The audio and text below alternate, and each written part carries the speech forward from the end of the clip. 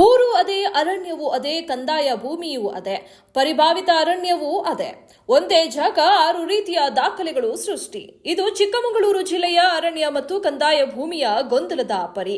ಜಿಲ್ಲೆಯಲ್ಲಿನ ಅರಣ್ಯ ಮತ್ತು ಕಂದಾಯ ಭೂಮಿ ಗೊಂದಲ ಬಿಡಿಸಲಾಗದ ಕಗ್ಗಂಟಾಗಿದೆ. ಒಂದೇ ಸರ್ವೆ ನಂಬರ್, ಒಂದೇ ಜಾಗ, 6 ರೀತಿಯ ದಾಖಲೆಗಳು ಸೃಷ್ಟಿಯಾಗಿವೆ. ಈ ಗೊಂದಲ ಬಿಡಿಸುವ ಹರಸಾಹಸಕ್ಕೆ ಜಿಲ್ಲಾಡಳಿತ ಕೈ ಹಾಕಿದೆ. ದರ್ಶನ್ ತೂಗುದೀಪ್ ವಿರುದ್ಧ ಮತ್ತಷ್ಟು ಸಮಸ್ಯೆಗಳು ಎಗರಿ ಬರುತ್ತಿವೆ. ಅದರಲ್ಲೂ ಪರಪ್ಪನ ಅಗ್ರಹಾರ ಜೈಲಿನ ಒಳಗೆ ಕೂತು ಸಿಗರೇಟು ಸೇದುತ್ತಾ ನಟ ದರ್ಶನ್ ಟೀ ಕುಡಿಯುವ ಫೋಟೋ ವೈರಲ್ ಆಗಿದ್ದೇ ತಡ ಮತ್ತೊಮ್ಮೆ ಪೊಲೀಸರ ವಿಚಾರಣೆ ಎದುರಿಸುವ ಪರಿಸ್ಥಿತಿ ನಿರ್ಮಾಣ ಆಗಿದೆ.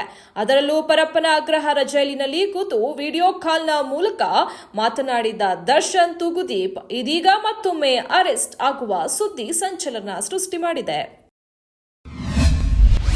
ಬಾಂಗ್ಲಾದೇಶದ ಅನುಭವಿ ಆಲ್ರೌಂಡರ್ ಶಕೀಬ್ ಅಲ್ ಹಸನ್ ಮೈದಾನದಲ್ಲಿ ಮತ್ತೊಮ್ಮೆ ಅನುಚಿತವಾಗಿ ವರ್ತಿಸಿದ್ದಾರೆ. ಪಾಕಿಸ್ತಾನ ವಿರುದ್ಧದ ಮೊದಲ ಟೆಸ್ಟ್ ಪಂದ್ಯದ ವೇಳೆ ಶಕೀಬ್ ಉದ್ದೇಶಪೂರ್ವಕವಾಗಿ ಪಾಕಿಸ್ತಾನದ ಬ್ಯಾಟ್ಸ್ಮನ್ ಮೊಹಮ್ಮದ್ ರಿಜ್ವಾನ್ ಅವರ ಮುಖದ ಮೇಲೆ ಚೆಂಡನ್ನು ಎಸೆದಿದ್ರು. ಈ ಕಾರಣದಿಂದಾಗಿ ಐಸಿಸಿ ಶಕೀಬ್ ಅವರ ಪಂದ್ಯ ಶುಲ್ಕವನ್ನು 10% ಕಡಿತಗೊಳಿಸಿದೆ. ಐಸಿಸಿ ನೀತಿ ಸಂಹಿತೆ ಉಲ್ಲಂಘಿಸಿದ್ದಕ್ಕಾಗಿ ಶಕೀಬ್ ಡಿಮೆರಿಟ್ ಅಂಕವನ್ನು ಪಡೆದಿದ್ದಾರೆ. ಮಾಲಿವುಡ್ನಲ್ಲಿ ಪುರುಷ ನಟರ ವಿರುದ್ಧ ಇತ್ತೀಚೆಗೆ ಮಾಡಿದ ಹಲವಾರು ಲೈಂಗಿಕ ಕಿರುಕುಳದ ಆರೋಪಗಳ ಮಧ್ಯೆ ಕೇರಳ ಪೊಲೀಸರು ಸೋಮವಾರ ಚಲನಚಿತ್ರ ನಿರ್ಮಾಪಕ ರಂಜಿತ್ ವಿರುದ್ಧ ಎಫ್ಐಆರ್ ದಾಖಲಿಸಿದ್ದಾರೆ.